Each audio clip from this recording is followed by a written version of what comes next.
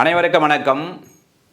எதை காரணம் காட்டி உங்களை நிராகரித்தார்களோ அதை நிவர்த்தி செய்து அவர்கள் முன் வாழ்ந்து காட்டு, அதுதான் வெற்றி என்று கூறி இன்றைய வகுப்பில் BNS Bharatiya Nyaya Sanhita 2023 chapter 6 of offences affecting the human பாடி.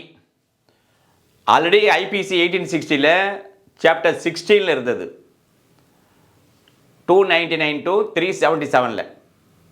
இப்போது எங்கே இருக்குன்னா செக்ஷன் 100 to 146.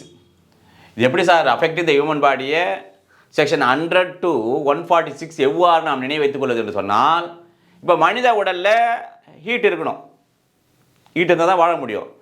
அந்த ஹீட்டே 100 டிகிரி ஆயிடுச்சுன்னா, சார் அவருக்கு 100 டிகிரி ஜுரம் அடிக்குது சார், அப்போ ஹாஸ்பிட்டல் கூட்டும். அப்போ என்ன ஆகுது? அஃபெக்டிங் த ஹியூமன் பாடி, நம்மளுடைய பாடி அஃபெக்ட் ஆகும். அதே மாதிரி இந்த 46 இல்லை 146 ஆல்ரெடி பார்த்தீங்கன்னா ஐபிசியில் டெத்துன்னு இருக்கும். மனிதனுடைய ஹியூமன் பாடி இருந்தால் என்ன பண்ணும்? அடுத்தது டெத்து தான். அதை ஞாபகம் வச்சுக்கலாம். இல்லையா, ஒரு மனிதனாக பிறந்தால் என்ன பண்ணும்? கண்டிப்பாக உழைத்தாக வேண்டும். இங்கே தான் சொல்கிறேன், பிஎன்எஸில் கம்பல்சரி லேபர் 374 இருந்தது. ஓகே, இவ்வாறு இந்த சாப்டரை ஞாபகம் வச்சலாம். அதே போல் சாப்டர் 6 இருக்குதுல்ல, ஆல்ரெடி பார்த்தீங்கன்னா 16 இருந்தது. 16 வயது வருகின்ற போது தான் என்ன பண்ணும்? அந்த ஹார்மோன்ஸ் உடல்நிலை பாதிக்கப்படுகின்றது, உடலில் ஹியூமன் பாடி கொஞ்சம் அஃபெக்ட் ஆகுன்றது. இப்போ 6 10 குறைச்சிட்டு அவ்வளோதான் 6. ஓகே, இந்த சாப்டர் 6 என்பதை 6 அறிவுப்படுத்தி 6 மனிதன், அப்போ ஹியூமன் பாடி அப்படி ஞாபகம் வச்சுக்கலாம். சரி, இப்போது என்ன பிரிவை நாம் பார்க்க போகிறோம் என்றால், இந்த பிஎன்எஸ் 2023 புதியதாக சேர்க்கப்பட்டிருக்கின்ற ஒரு பிரிவு. என்ன பிரிவு? 103 சப்ஷெக்ஷன் 2. சப்ஷெக்ஷன் 1 வந்து பனிஷ்மெண்ட் ஃபார் மர்டர். இப்போ சப்ஷெக்ஷன் 2 என்ன புதியதாக சேர்க்கப்பட்டிருக்கிறது என்று சொன்னால், punishment for murder when a group of 5 or more persons acting in concert commits murder on the ground of race, caste or community, sex, place of birth, language, personal belief or any other similar ground. Each members of such group shall be punished. Punishment போகிறோம். இப்போ என்ன சொல்ல வராங்க இங்கே? இப்போ வந்து அப்படியே எப்பவும் போல் நம்ம வழக்கம் போல் ஒரு பட விளக்கத்தோடு பார்த்தோம்னா நமக்கு ஈஸியாகவும் புரியும். Forever in our mind. சரி, இப்போது இதை பாருங்கள், 1 2 3 4 5 பேர் இருக்காங்க. இல்லைன்னா அதுக்கு மேற்பட்டு இங்கே எல்லாம் இருக்கா, பின்னாலாம் இருக்காங்க. இவர்கள் அனைவரும் கான்செப்ட் என்னது? ஒருங்கிணைந்து, அனைவரும் ஒருங்கிணைந்து ஒரு குழுவாக என்ன ஆக்ட் பண்றாங்க?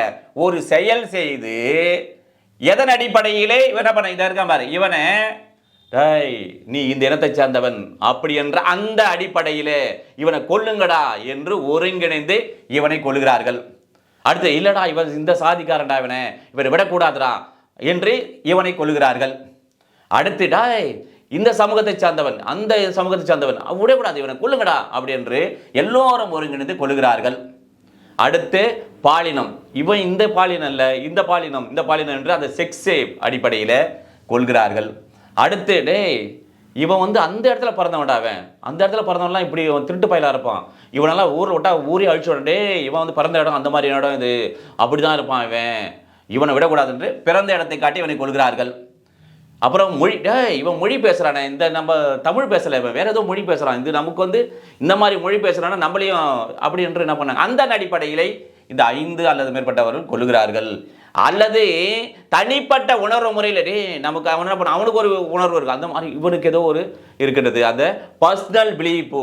அல்லது அடுத்துதான் முக்கியமானது, எனி அதர் சிமிலர் கிரவுண்டு. இப்போ பார்த்தல, இந்த மாதிரியாக இது போன்று இருக்கின்ற மற்றவத்தினுடைய அடிப்படையில் இவனை கொல்லுங்கடா என்ற இந்த 5 அல்லது 5 மேற்பட்ட நபர்கள் அவனை கொன்று விடுகிறார்கள், மர்டர் செய்து விடுகிறார்கள் என்று. அப்படி செய்துவிட்டால் அவர்களுக்கான தண்டனை என்ன? புதிய சட்டமான பிஎன்எஸ் 2023 17/2020 இது நடைமுறைக்கு வந்திருக்கின்றது என்று சொன்னால் பாருங்க, ஈச் மெம்பர் ஆஃப் சர்ச் குரூப் ஷால் பி பனிஷ்டு. அப்படின்னா அர்த்தம், சார் ஒரு உதாரணத்துக்கு பார்க்குறேன், இப்போ 34 போட வேண்டியதில்லை. இப்போ ஏன்னா ஈச் மெம்பர் ஆஃப் குரூப் போட்டாங்க. அப்போ இங்கே இதில் இருக்கிறான் பாரு, இவன் 2 அடி அடிக்கிறான், 1 அடிக்கிறான், இவனும் வந்து சும்மா ஐயா நான் அடிக்கவே இல்லைங்க, தள்ளங்க அதெல்லாம் கிடையாது. இதில் கலந்து கொண்டிருக்கின்ற 5 பேரோ அல்லது 10 பேரோ 15 பேரோ, ஏன்னா 5 ஆர் மோர் சொல்லிட்டாங்க. அது லிமிட்டட், நோ லிமிட். 10 பேரோட இருக்கலாம், குரூப்பா கூட இருக்கலாம். அப்போ இவர்கள் ஒவ்வொருவருக்கும் என்ன தண்டனை? ஆஸ் பர் 103 செக்ஷன் 2 படி அதில் கலந்து கொண்ட அந்த இவரை கொலை செய்த அனைவருக்கும் என்ன தண்டனை என்று சொன்னால் டெத்து, மரண தண்டனை. அது எங்க பாருங்க, இது 6. இங்க டெத் என்பது எங்க டிஃபைன் பண்ணப்பட்டிருக்கிறது என்று சொன்னால் செக்ஷன் 2ல 6. இந்த 6 அப்படியே திருப்பி போடுங்க, டின்னு வரும். அப்போ டெத் ஞாபகம் வச்சலாம். BNS 23 வித் இம்ப்ரிசன்மெண்ட் லைஃப், ஆயுள் தண்டனை. ஆயுள் தண்டனை எவ்வளோ? அவர்கள் அனைவரும் எவ்வளோ இருக்கணும்? அவர்களுடைய இயற்கையாக மரணம் அடைகின்ற வரையில் சிறைச்சாலையில் இருத்தல். இங்கே எங்கே டிஃபைன் பண்ணியிருக்காங்க? முன்ன வந்து இது வந்து 46ல் இருந்தது முன்ன ஐபிசியில். அதே மாதிரி லைஃப் வந்து 45ல் இருந்தது. 5 லைஃப் அப்படின்னு சொல்லுவோம். இங்கே 2ல 17ல் இருக்குது. சார் எப்படி சார் இதை ஞாபகம் வச்சுக்கலான்னு சொன்னால் இந்த 17 அப்படியே திருப்பி போடுங்க, LIன்னு வரும். அப்போ லைஃப்னு வரலாம் BNS 23ல. அதே மாதிரி and shall also be liable to fine. இது 2 மட்டும் இல்லை, ஒன்று மரண தண்டனையோ அல்லது லைஃபோ அல்லது கண்டிப்பாக எது கொடுத்தாலும், சிறை தண்டனை எது கொடுத்தாலும் அவனுக்கு என்ன பண்ணுவோம்? அபராதம் கண்டிப்பாக விதிக்கப்படுதல் வேண்டும். ஃபைன், இந்த ஃபைன் எங்கே சொல்லியிருக்க டிஃபைன் பண்ணியிருப்பாங்க? முன்னே 63ல் இருந்தது அமௌண்ட் ஆஃப் ஃபைன்னு. ஆனால் இங்கே செக்ஷன் 8ல் இருக்குது, BNS 2023ல் இருக்குது 8. என்ன சொல்லுங்க, ஏன்னா நாட்டம் உட்காந்துருப்பாரு, எப்பா இது மாதிரி சார் சரிப்பா துட்டு கட்டு போடா அப்படின்னு. அப்போ அபராதம் அது. அப்போ துட்டு கட்டு போட, 8 துட்டு கட்டிட்டு போடா அப்படின்னு. அதே மாதிரி இன்னொன்று பார்த்தீங்கன்னா இந்த 8 பார்த்தீங்கன்னா ஆல்பபெட்டில் H வரும். ஆல்பபெட்டில் பார்த்தீங்கன்னா ABCD பார்த்தீங்கன்னா H வரும். ஆட் கேஷ் கட்டு, காசை கட்டுறா அப்படின்வாங்க. அப்போ ஆட் கேஷ் ஞாபகம் வச்சுக்கலாம். இவ்வாறாக இதை நாம் நினைவு வைத்துக் கொள்ளலாம். இப்போ பாருங்க, இப்போ புதியதாக வந்து இருக்கின்ற இந்த BNS 2023ல் ஒரே பிரிவில் 2 டெத் சென்டென்ஸ் இருக்குது. அது எந்த பிரிவு என்றால் அப்படி கேட்டால் என்ன பண்ணாங்க? 103(1)லையும் பனிஷ்மெண்ட் ஃபார் மர்டர், ஒரு கொலை குற்றத்திற்கான தண்டனை என்ன? டெத்து. அதே மாதிரி 103 செக்ஷன் 2லையும் 5 or more persons acting concert, ஒருங்கிணைந்து ஒரு கொலையை செய்து விட்டால் அதுக்கு டெத்து. இது ஒரு கேள்வி, ஒரு பனிஷ்மெண்ட் பார்த்துங்க. இது ஒரு நியூலி ஆடட். எது இந்த செக்ஷன் ஆனது? இது நியூலி ஆடட். சரி, அதே மாதிரி இன்னொன்று ஞாபகம் வச்சுங்க, அடுத்த கிளாஸ் எடுக்க போகிறோம். இருந்தாலும் ரிலேட்டட் ப்ரொவிஷன் பார்த்தீங்கன்னா செக்ஷன் 117 செக்ஷன் 4. இது என்னன்னா இது சேம் கான்செப்ட். ஒரே ஒரு விஷயம் என்னன்னா இங்கே டெத்து, இங்கே grievous act, voluntary causing grievous ஆக்ட்னு இருக்கும். அதுதான், மற்றெல்லாம் கான்செப்ட் அதே தான். அடுத்த வகுப்பு பார்ப்போம். இப்போ இன்னொரு விஷயம் பாருங்கள், ட்ரையாங்கிளை பார்த்துங்களேன். ட்ரையாங்கிள் ப்ளஸ் 1 மோர் செக்ஷன் பார்ப்போம். இப்போ 101 மர்டர். இது எப்படி நான் வச்சுக்கலாம்? இங்கே ஒருத்தர் இருக்கிறான், தலைமையில ஒரு ரெடி அடிக்கிறான், அவ்வளோதான், விழுந்து செத்து போகிறான். 101 மர்டர் ஞாபகம் வச்சுக்கிறீங்க. பனிஷ்மெண்ட் எங்கே? 104 D வந்து டெத்து. பனிஷ்மெண்ட் வந்து 1 + 3 4 ABCD டெத்து, அவ்வளோதான், மரணம். பனிஷ்மெண்ட்டு மரணம் தான், செத்துட்டாவா அப்படின்னு சொல்லலாம். செக்ஷன் 1க்கும் 2 தான் இப்போ பார்த்தோம் நம்ம. ஓகேவா? மர்டரு இது வந்து 5 ஆர் மோர் பர்சன்ஸ். இப்போ 109 அட்டெம்ப்ட் டு மர்டர், ஏற்கனவே 307ல் இருந்தது. அப்போ ஈஸியாக என்ன பண்ணுவேன்? 7 திருப்பி போட்டு கீழே போட்டோம்னா L வரும், லைஃப் ஞாபகம் வச்சிடணும். சார் இப்போ எப்படி சார் இதை ஞாபகம் வைத்துக் கொள்ளுது என்று சொன்னால் 9 இருக்குல்ல, எப்பவுமே 9ன்னா என்ன பண்ணுவோம்? P-ஆ மாறிட்டோம். இப்போ P போடும்போது அட்டெம்ப்ட் வருதுல, இந்த P ஞாபகம் வச்சுங்க, அட்டெம்ப்ட் டு மர்டர். சரி, 1 மோர் செக்ஷன். இப்போ 104 மர்டர் பை லைஃப் கன்விக்ட், ஆயுள் தண்டனை அடைந்த ஒரு குற்றவாளி வந்து என்ன பண்ணுறான்? அவன் ஒரு மர்டர் பண்ணிட்டான்னா அதற்கான தண்டனைன்னு பார்த்தோம்.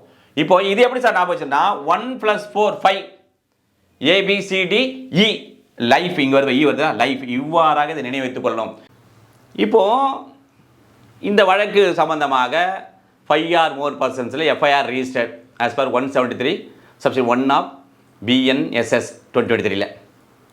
இப்போ வழக்கு நடைபெறுகிறது. 193ல் சார்ஜ் ஷீட் ஃபைல் பண்ணுறாங்க. அப்புறம் வழக்கு எங்கே நடக்குது? கோர்ட் ஆஃப் செஷனில் சாப்டர் 19ல் 248 to 260 இருக்கிற அந்த பிரிவின் கீழ் நடக்குது. அப்படின்னா இந்த போலீஸ் இதெல்லாம் இருக்குது, நடைமுறையெல்லாம் எவ்வாறு நடைபெறுதல் வேண்டும் என்று இப்போ இருக்கின்ற BNSS 2023 என்னென்ன பிரிவுகள் வருகிறது என்று சொன்னால், இப்போ பாருங்க, இது வந்து காக்னிசபிள் எங்கே டிஃபைன் பண்ணியிருக்காங்க? செக்ஷன் 2ல் செக்ஷன் 1ல் G BNSS ஏற்கனவே 2Cல டிஃபைன் பண்ணியிருப்பாங்க, CRPC 1973ல். சரி, இங்கே எப்படி சார் ஞாபகம் வச்சுக்கிறதுனா இந்த G இருக்கு பாருங்க, இங்கே G ஞாபகம் வச்சுக்கோங்க, cognisable. What is the meaning of cognizable? That means the police officer has authority to arrest a person without warrant or without permission of the magistrate. அப்போ ஒரு காவல் அதிகாரி அவர்கள் எந்த விதமான பிடியாணையும் இல்லாமலேயே அல்லது ஒரு நடுவருடைய உத்தரவு இல்லாமலேயே கைது செய்யக்கூடிய அதிகாரம் கொடுக்கப்பட்டுள்ளதான் இந்த காக்னிசபிள் அஃபென்ஸ். சரி, அடுத்து என்ன? நான் bailable where it has been defined section 2ல செக்ஷன் 1C BNSS 2023. சரி, இது எங்கே பார்க்க வேண்டும்? வேர் we have to refer or where it has been defined அப்படி என்றால் ஷெட்யூல் 1ல BNSS 2023ல காலம் 5ல நான் எப்போ சொன்னேன் சோப்பு சிபிசின்னு சொல்லு. சோப்புனா SOP CBC, S for section, O for offence, P for punishment, C for cognisable or non cognisable.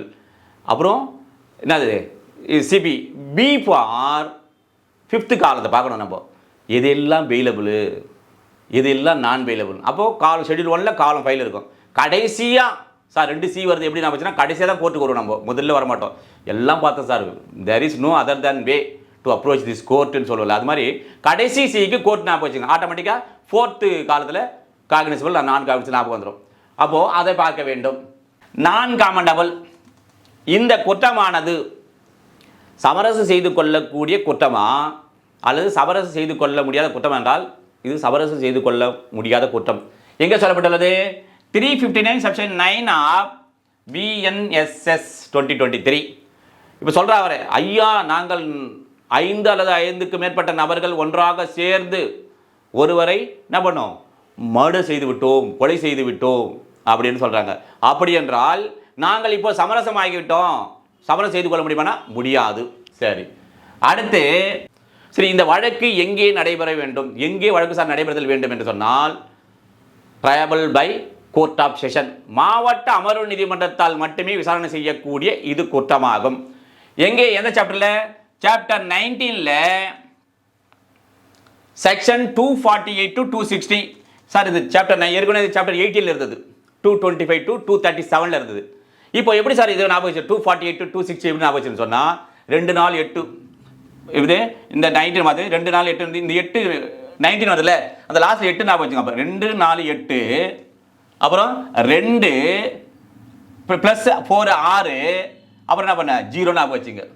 Okay, அப்புறம் where the court of session டிஃபைன்னா செக்ஷன் 8 ஆஃப் BNSS 2023ல டிஃபைன் பண்ணியிருக்கிறார்கள். இப்போவும் சொல்கிறேன், எக்ஸாம் பாயிண்ட் ஆஃப் வியூலையோ practical purpose whatever it is, நம்ம கேட்ட உடனே செக்ஷன் சொல்லணும்னா செக்ஷன் வந்து 109 அட்டம் டு மர்டர் அப்படின்னு அதை சொல்லாதீங்க. இந்த மாதிரி இது this is my own creation, you need not follow my creations. என்ன பண்ணும், நீங்களே இது போன்ற இது பரவாயில்ல சார், நீங்களே எப்பொழுது உங்களுக்குள்ளே ஒவ்வொரு பிரிவுக்கும் இந்த மாதிரி சிமிலராக அவனை ஞாபகம் வச்சிங்கன்னு சொன்னால் அதனுடைய அருமை இப்போ தெரியாது உங்களுக்கு. தேர்வு எழுதுகின்ற பொழுது சிவில் நீதிபதி தேர்வு எழுதிங்கள, இல்லை APP தேர்வு எழுதுவீங்கல்ல, இல்லை DJ தேர்வு எழுதிங்கள, பிலிம்ஸில் ரொம்ப ரொம்ப ரொம்ப முக்கியமாக இருக்கும், கன்ஃபியூஸ் பண்ணுவாங்கல்ல. அப்போ assertive, if you want to answer assertively means this is a way in which you have to study என்று கூறி அடுத்த சந்திப்போம். நன்றி, வணக்கம்.